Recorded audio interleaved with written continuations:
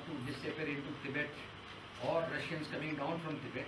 So he drew an imaginary, what he call inner line, actually a line parallel to the border, and that became the benchmark. Nobody can cross this inner line or go inside. And later on it turned out to be that to cross the inner line you ought to have a permit to go in. And the permits were issued by bureaucracy. And we call it sort of, this is the Lord Curzon's elephant. It walks very slowly, it's very strong, and it eats lots of people. You must supply them enough that what they want, and then possibly you'll start moving and digest something and sort of give it to you. And there are various reasons that things sort of change. Towards the 70s, 80s, it was quite relaxed, and at least for Indians, we could easily get a permission as long as you prove you are homeless, and they would let you go.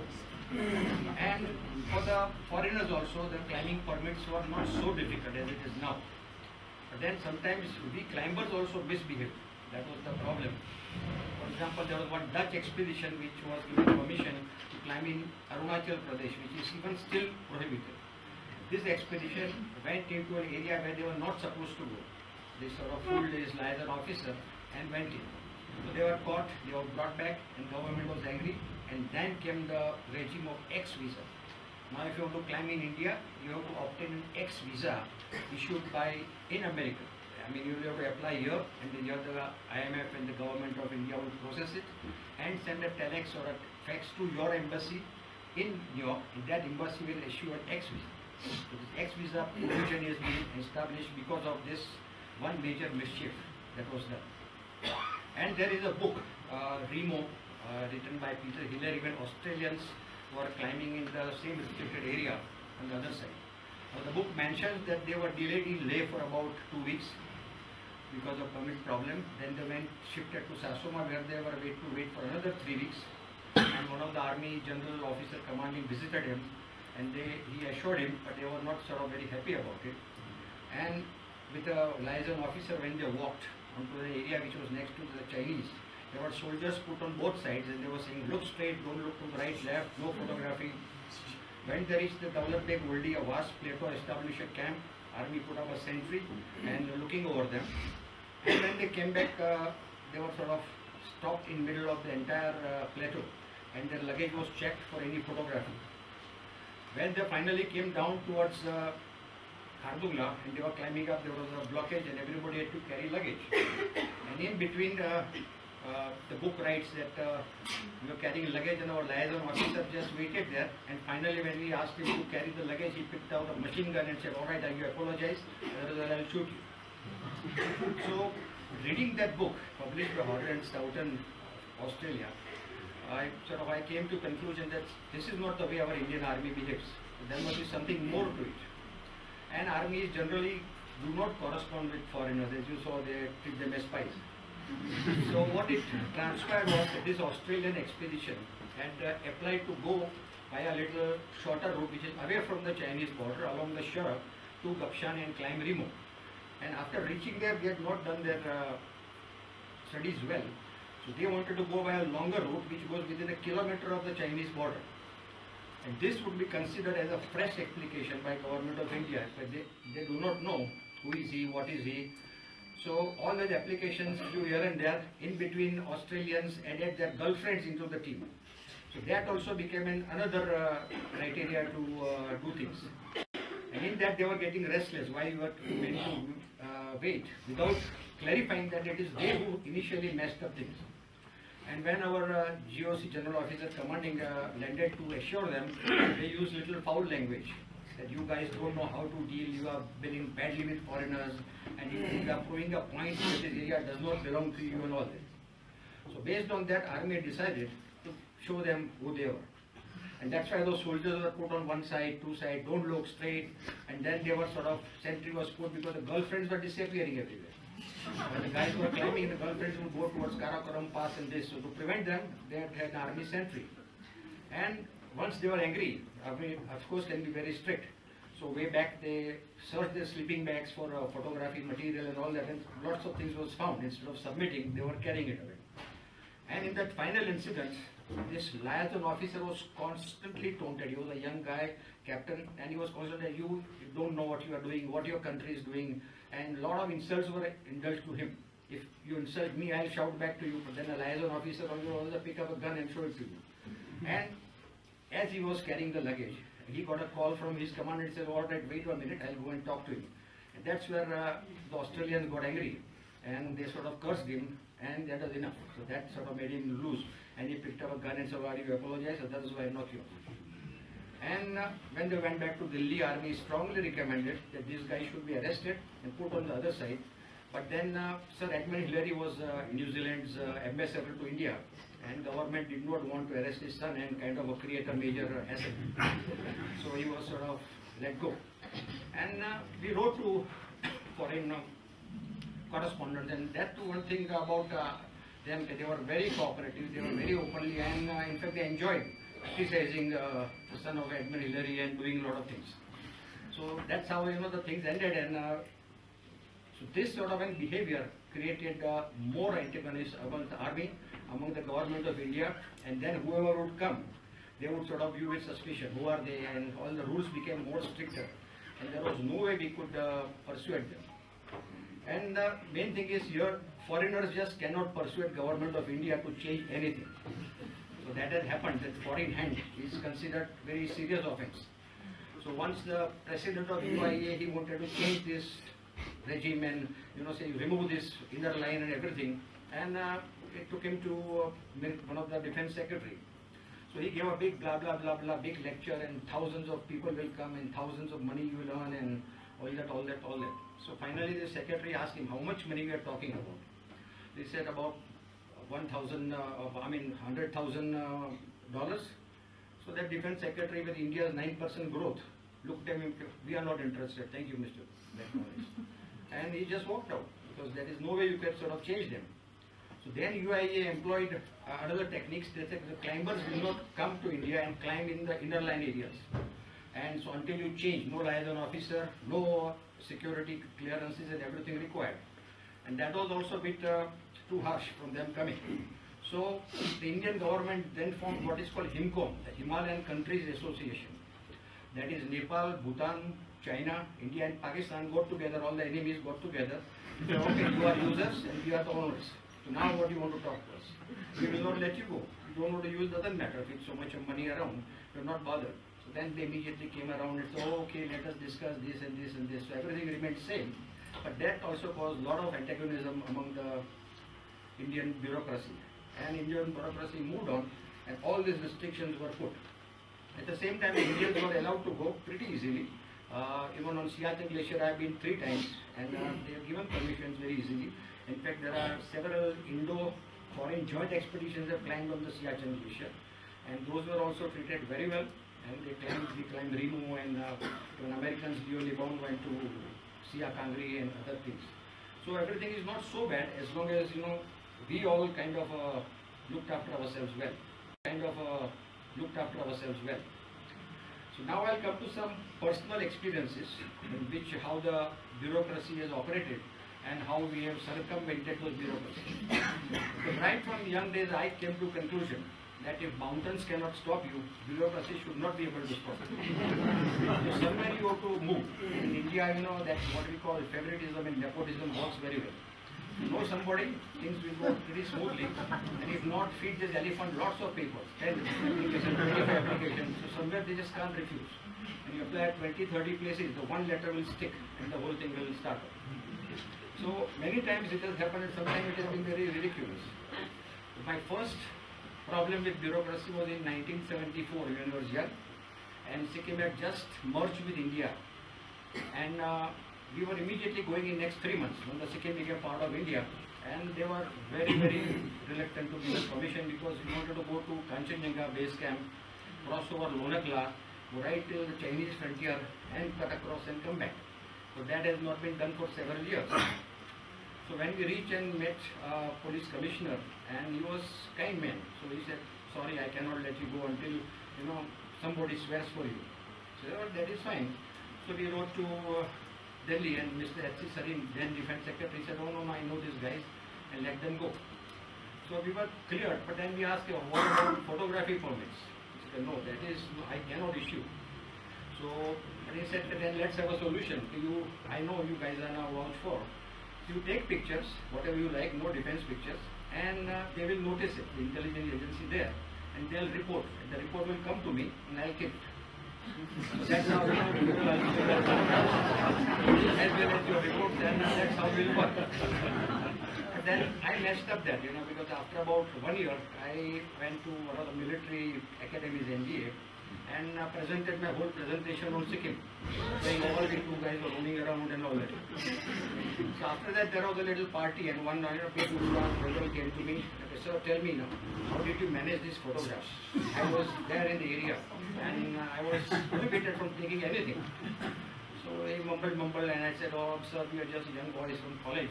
And just carried a camera and took some pictures, and nobody asked us. So that is good, we just took pictures, and now you keep on showing them to generals. So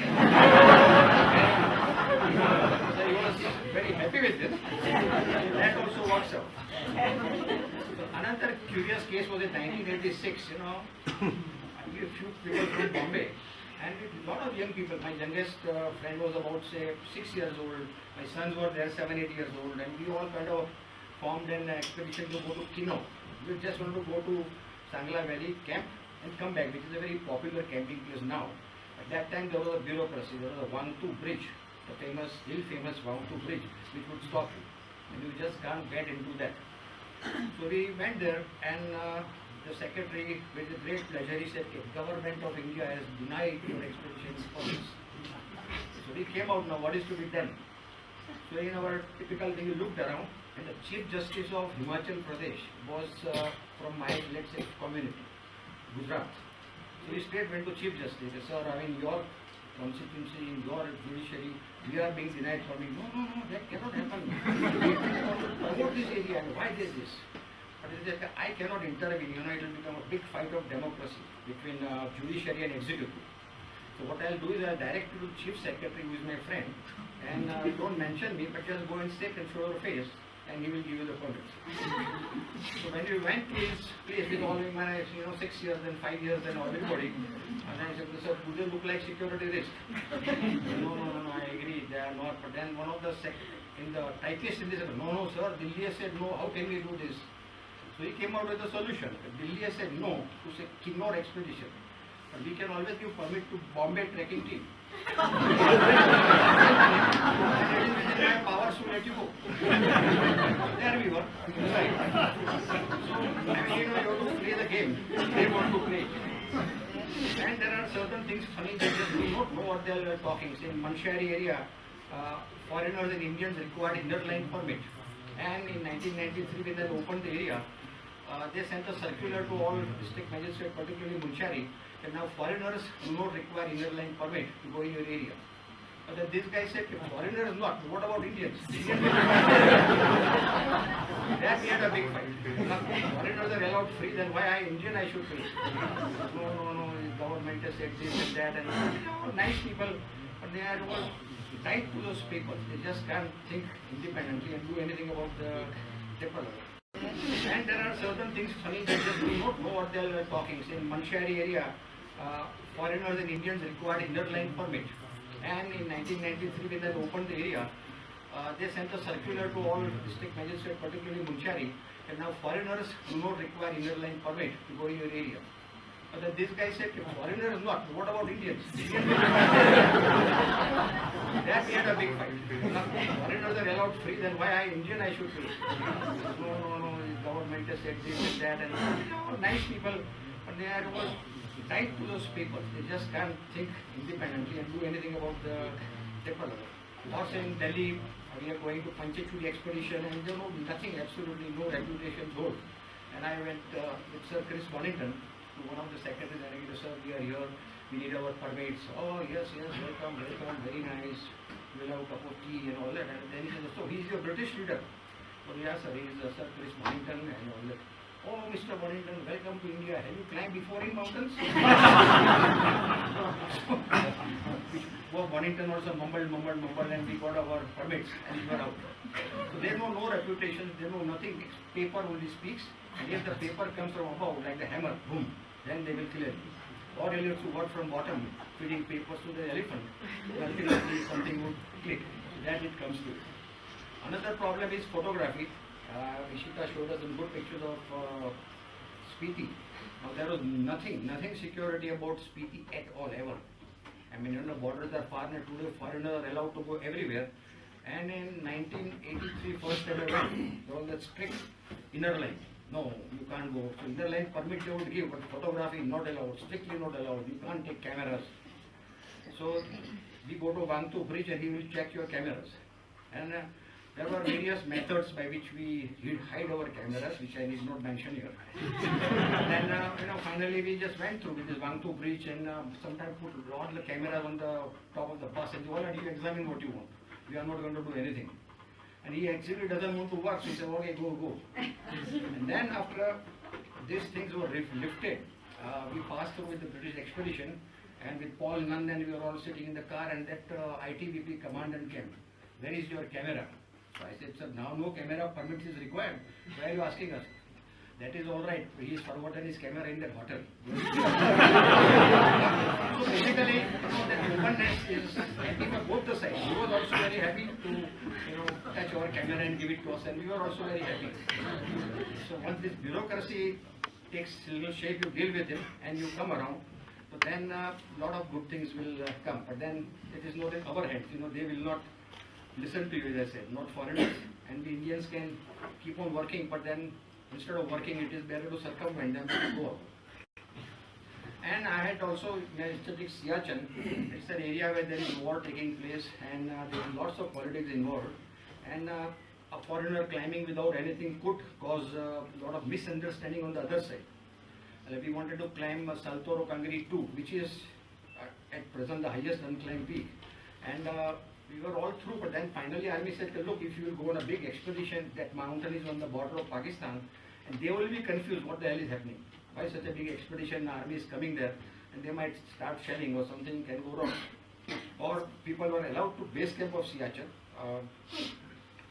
journalist group from USA, and they, after interviewing everything, they went back to Pakistan, and suddenly some lot of accurate fire started coming. So either by mistake or by design, they showed all those pictures to Pakistanis, and now they knew exactly the locations of the place, and the army was losing Jawans. So again, that sort of absolutely laissez-faire and everything going anywhere is not a very suitable things for them also. But then 1996, we went to Siachen Glacier. I mean, this was my third visit, and we were climbing in the side valley. We came and we had to proceed on to the main valley, and suddenly one of my friends came saying, Harish, our permits are cancelled. We will have to go back. What do you mean by cancelled? We have applied everything. There is a Government of India letter.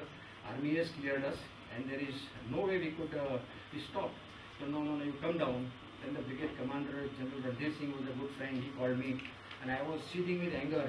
Sir, how can you do this? I have wasted so much money. We have done so much things, and you can't throw us out. I said, look, it's nothing to do with you. You guys are all security cleared, very nice. But then there is a tussle between two generals at Udhampur in the army headquarters. And they said, no, you cannot send him. And they said, you can send him. And so finally they said, no, you cannot send him. So you are back. We went to Leh and immediately telephoned our friends and higher up contacts in Delhi. This is unacceptable. So yeah, I agree, but now what to do? We sold our equipment and everything. And we are waiting, and suddenly in the evening, my big mustache, again, Colonel Saab came. No, army has now cleared your going, and you can just go back. We'll provide you all support. I said, we are not like your soldiers, keeping orders out and orders in. I sold everything, and we are now not in mood to go back. So you suffer whatever the consequences, but I am not going to go back. So we went to Delhi, then I published a small book, and that booklet raised a lot of pertinent questions. The army has given us permission. It is an independent Indian country. And do they have a right to call us back? And if they want to call us back, what is the justification? Why they are doing this? And secondly, who is supreme in this democratic country? Is it Government of India who has given us permit, or the army who can now overrule the permit? So these are the main questions which has to be addressed. And the whole matter was discussed. Then I went abroad, gave sort of lectures against this, and the whole 1996 Siachen fiasco, climbing in the inner airline, became a very world event among mountaineers, definitely. So then it was a matter of discussed at Siachen, and the guy who was sort of part of this whole thing in Delhi, General Padmanabhan, he took over as a chief of the whole Siachen area at Udhampur. And later on he told me that I again applied in 1998 to go there. So he said that there were a lot of discussion. There were some officers who were rejected you. They were still present. So they said, no, how can we allow Mr. Kapadia to go there? He has criticized army in print. He has been talking about us abroad, and he is not, let's say, friendly to our army. So this officer, he listened to everything, and he said, finally asked them 3 questions. Look, first you guys decide whether are we a democratic army or a dictatorial army. I mean, answer was obvious, we are a democratic army. Would we did wrong to Mr. Kapadia or not? Yes, sir, we did wrong. We should have told them first no or not sort of pulled them out. And lastly, the citizens whom we have done wrong as an army have a right to complain or not. Yes, sir, they have a right to complain. Yes, I agree. He said, then I just said, it is not only, my order is to not only allow Mr. Kapadia, but give him full red treatment, red carpet treatment. And suddenly I started getting phones from the army. Sir, you are coming, please don't cancel. Why do that? And to be fair, this general, within 2 years became the chief of India's army for next 3 years. And that shows the democratic credentials of the Indian army and Indian bureaucracy and Indian citizens who can, really challenge. Because my British friends, American friends, they all said, if you speak so much, in our country also they will lock you behind bars. I said, no, Indian army will not do that, I am very confident. And the general sort of carried on. And lastly, the whole talk about is the Nanda Devi sanctuary. It has been closed for environment reasons or whatever reasons. And nobody is allowed to go. Almost a generation has not seen Nanda Devi sanctuary. And I seriously feel it should be, open. Like all the other bureaucratic hurdles, it should be considered very openly. Like entire Arunachal is closed. So there people should be allowed, including foreigners, good foreigners. That has to sort of, be done all about. But then takes a long time again for that elephant to move slowly. But then there are a lot of discussions and talks that, what do you do with this area? You can't, these protected areas or environmentally fragile areas, just can't restrict them. You can't wrap them in a plastic and put in a refrigerator for the next generation. They have to be enjoyed today, used today, and well protected certainly. So somewhere that golden mean has to be found, that it can be enjoyed and protected both together. And I hope this sort of organization and gathering would suggest those means, that golden mean. Thank you.